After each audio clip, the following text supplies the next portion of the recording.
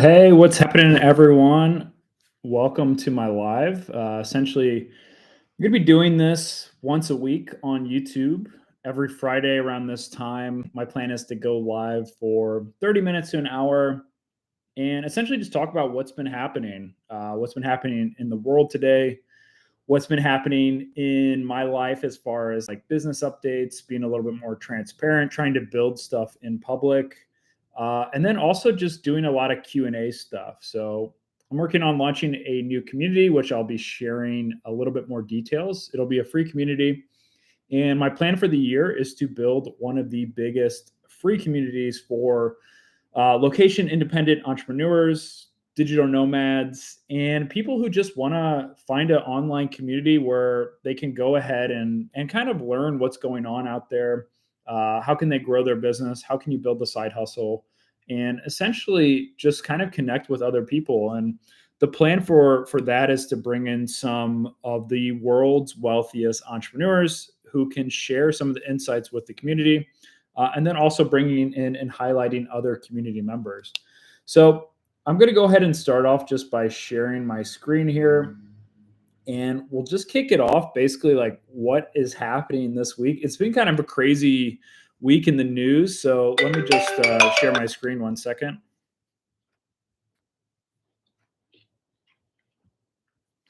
What's up, baby? Oh, 1 second.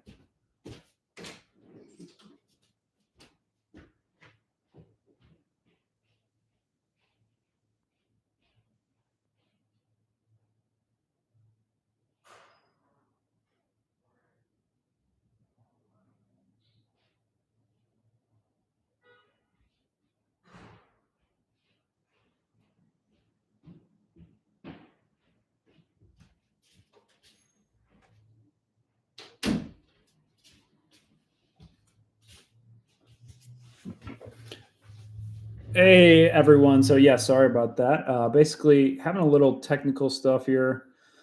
So I'm going to share my screen. Let me know if you can all see that. I think you can. And basically, here's the things that I'm going to chatting about today. And I'll go a little bit more in depth on this. So essentially, Bitcoin hit a new all-time high today, which was pretty cool.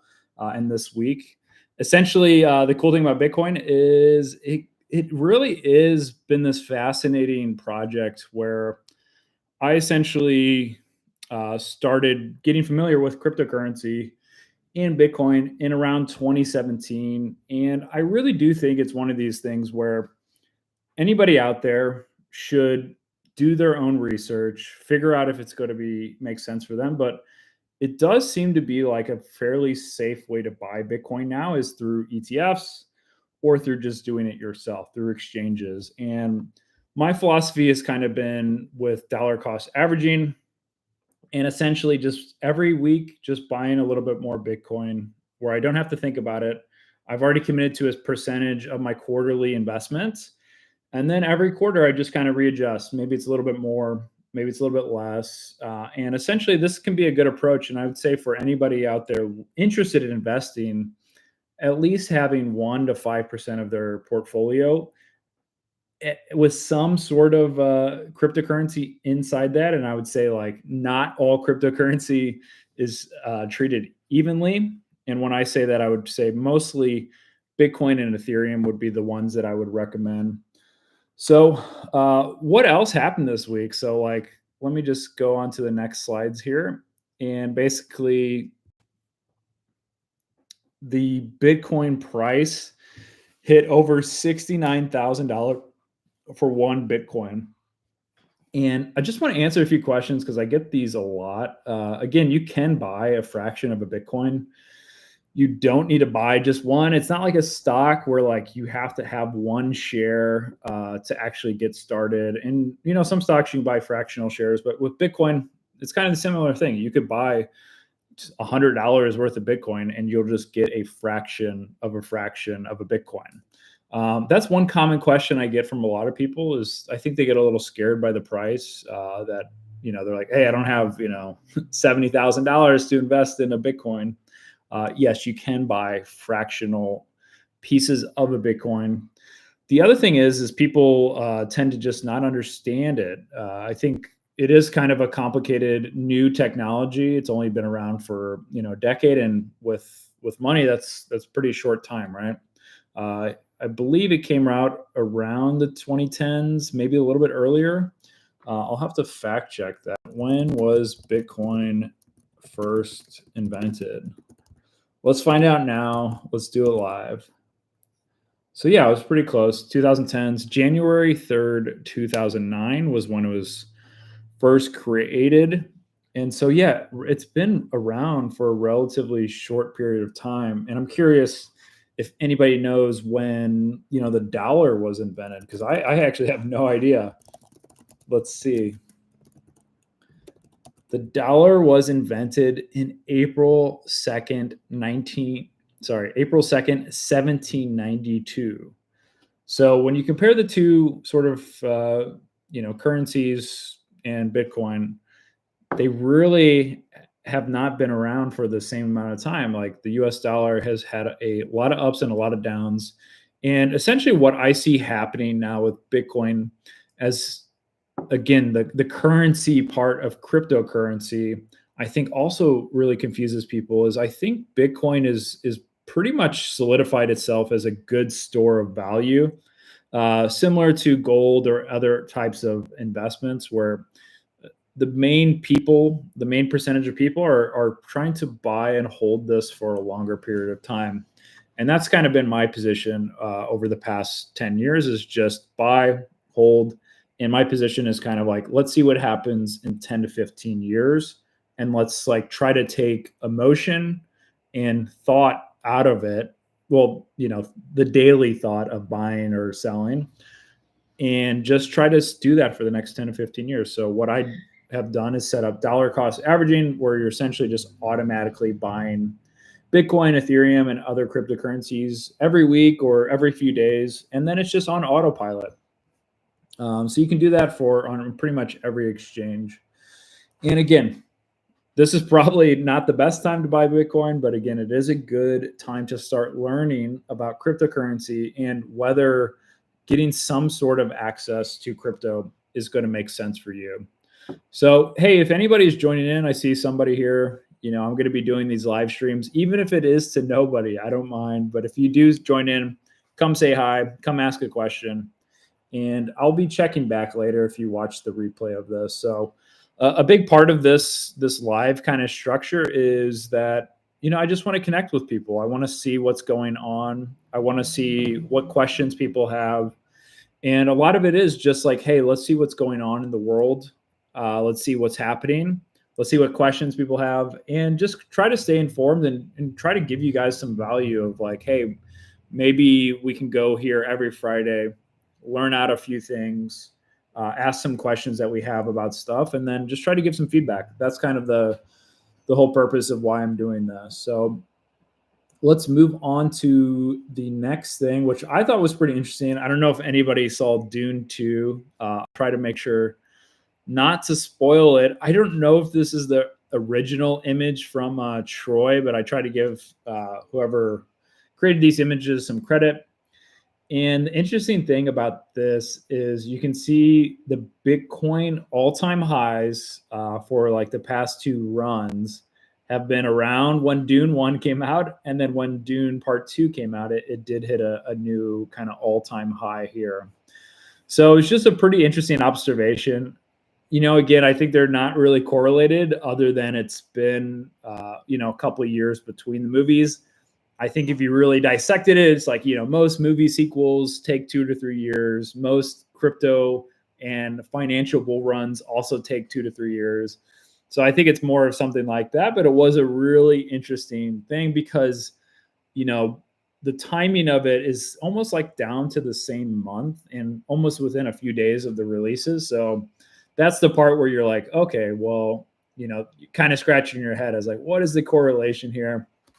And all I'll say is I thought Dune 1 was a little slow. I wouldn't say it was like my favorite movie. I love the cinematography. I love the music, the way it looked. I really did enjoy the story, but like most people, I thought it was a little boring, a little slow at times. And what I decided to do was rewatch it. So the second time I watched it, I really enjoyed it a little bit more. I think because I just saw a few things that I probably missed on the first watch. And the cool thing about it was it really set up things for the part two. So if you had any interest in seeing part two, I would definitely recommend going ahead and watching part one. So for anybody joining in, again, I see somebody coming in and saying, hey, if you do join in, put something in the chat. I'll be answering back later as well. Or if you see this video, just leave a comment. I do get back to every comment on videos of mine. So make sure you do ask any questions. And what I'll do is I'll basically try to answer them in the question. If I can't, then I'll try to add it for the next time. So, hey, Nick, thanks for catching my live, man. One person joining in, Nick Neiman, everyone. If you haven't figured out like who the best person to watch on YouTube to learn more about YouTube, Nick has an extensive library of free, awesome videos out there. So go check him out and appreciate the love there, Nick. So thanks for joining in. He's been great. He's been helping me with a lot of stuff on just how to get better on YouTube. It's something that I've been working on for the past 2 to 3 years. And it is really like, you might see it from the outside, but it is really tough to be consistent and to figure out what people actually enjoy, right? Like what is like the value that a bunch of strangers on the internet can actually find from your videos. And like, that's the hard part is like, out of 10 videos, you could probably pick 2 or 3 that you think are going to be the most popular. And it'll be like the one that you least expect, which is pretty interesting. So again, if you guys haven't watched any of my videos, just a shameless plug, check them out. Make sure you check out Nick's videos. He has so much good value out there. Like I've taken paid courses and his free stuff is like literally better than a lot of the stuff in the paid course. Cause he's just like in it every day is on YouTube and he just is always up to date. So moving on here, guys, let's see what we got next. Big news.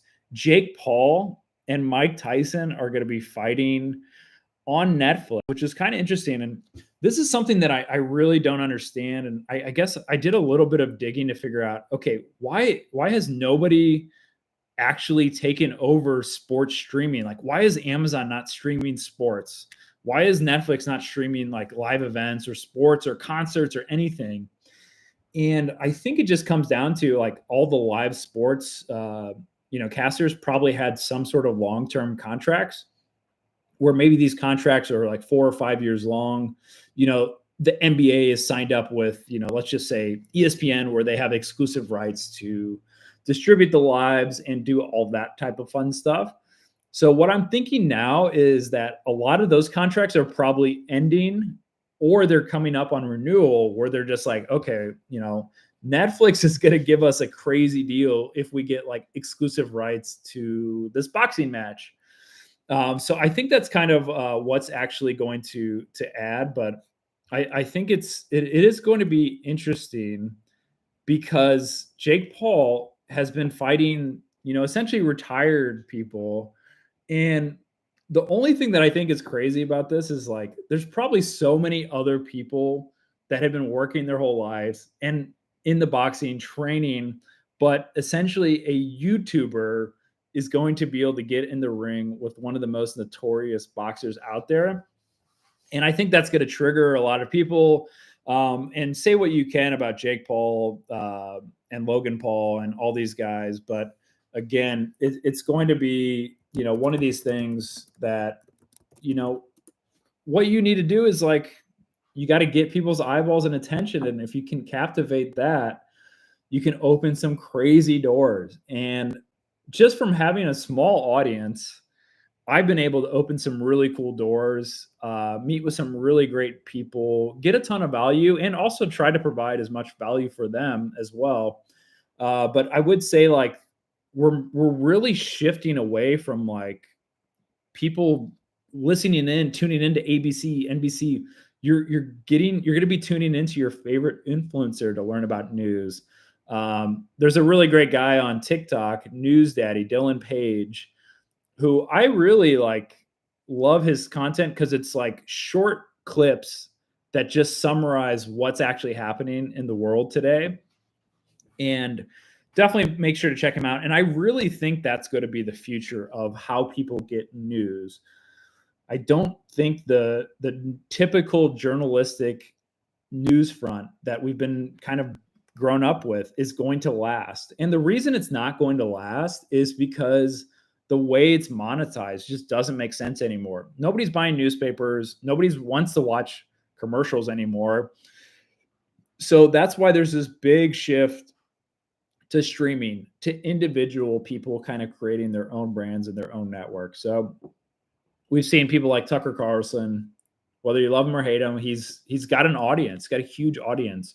And I see that kind of becoming the shift of people going to their favorite YouTuber to get news, or going to, you know, one person who left the news industry and is just building their own brand.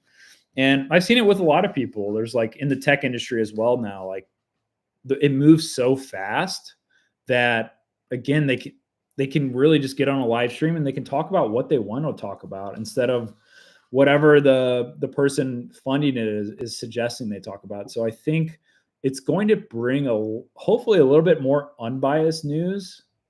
But we'll really see. Like, I don't think it's going to replace journalists, but I do think the news, sort of the way we consume news, live sports, and a lot of other things is really going to change over the next few years. So it'll be interesting to see what happens. But I'm curious, like, my money's going to be on Mike Tyson here. He's just an OG.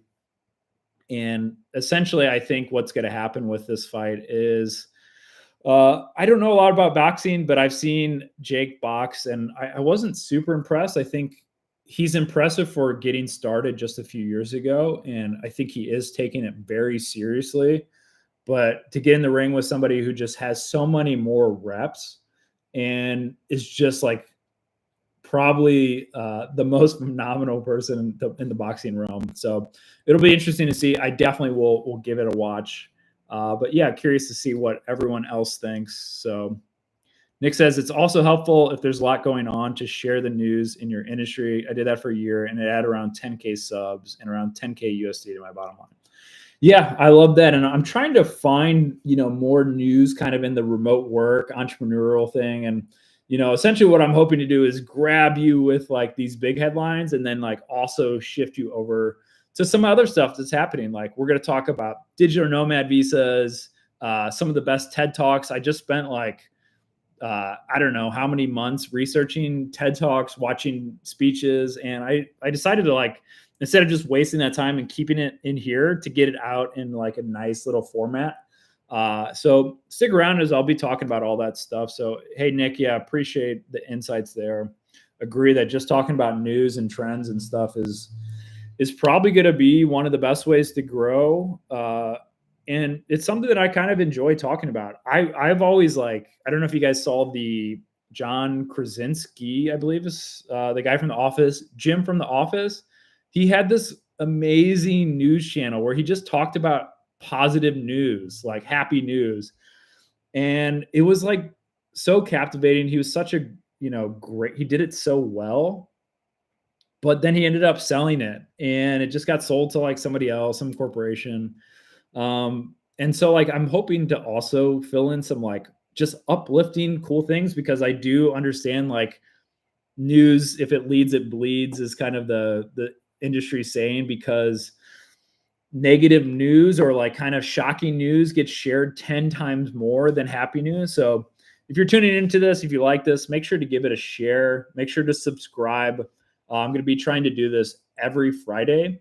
And then eventually I'll be, you know, shifting it to doing more lives like this in my community and in my private free community as well. So I'll send some more details here toward the end. But let's move on to the next one. 25 countries with digital nomad visas for remote work. And, you know, for those of you who aren't super familiar with traveling or just remote working, like, typically when you travel, you with your US passport, you get a tourist visa where you can stay in a country from For Europe, it's usually 3 months, 90 days. For other countries, it might be, some places 6 months. Where I live here in Georgia, in Tbilisi, it's 1 year. So you show up with your tourist visa and you essentially get to stay here for 1 year. So it's a pretty cool thing. I would definitely recommend people who are interested in traveling to step one would be like, just go to a few places and see where you're like, oh yeah, I could live here. I actually really would like to live here. And that's step one. Step two would kind of be like, hey, let's go on like a little bit of a longer staycation where we stay there for a month or two, really figure out like what it's like.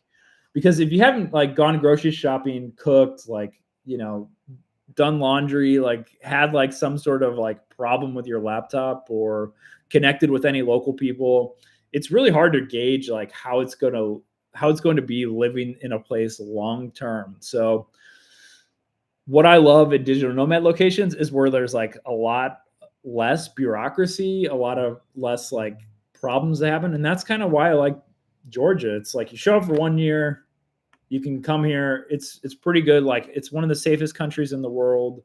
It's fairly affordable. You can have a really good life. It feels like European culture. You're like a 3-hour flight from like 10 different cool locations. Like I'm going to Italy and Prague this summer, and both are direct flights from here. So there's some really cool things about that. But let's go through this list and just see what else is on it. This is a Yahoo Finance. And these digital nomad visas are popping up all over the place. I started covering them back during COVID. And essentially, people are understanding like, hey, these people are employed by America or another country. Like, let's get them to earn money in their country, but spend that money in our country. They can probably save 50% more and live a really good life.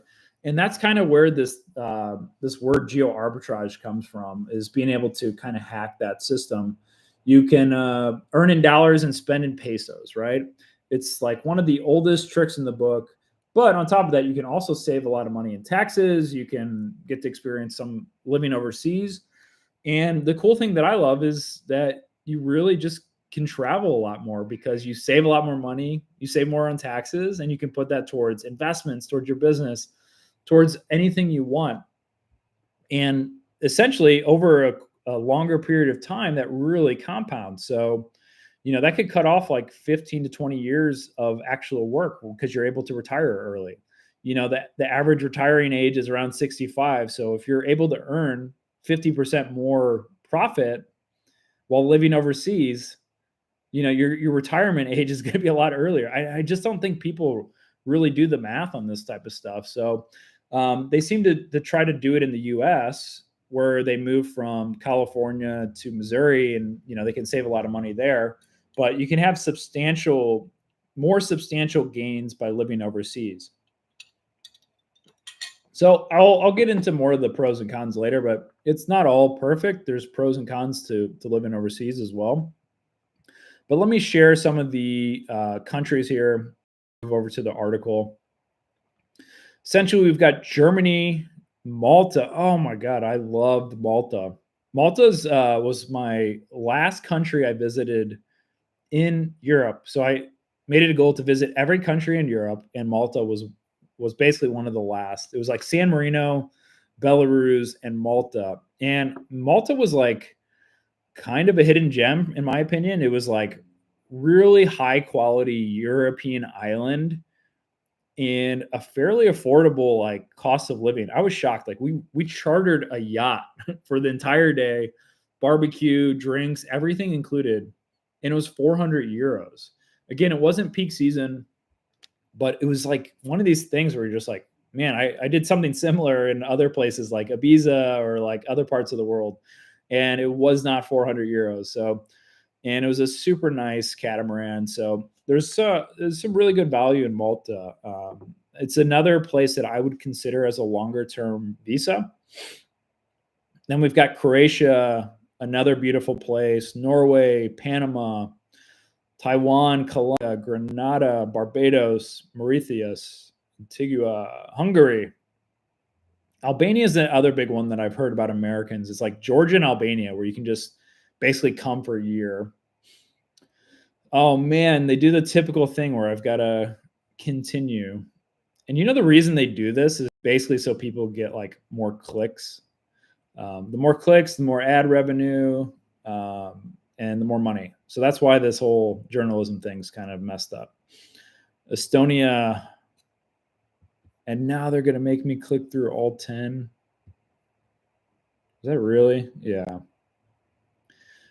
Yahoo Finance, you've disappointed me once again. But let's click through. Let's get them some ad revenue here, guys. So yeah, basically what's happening is like every click they're getting a unique user. It's helping them like on Google as well, because like I'm spending more time on the page.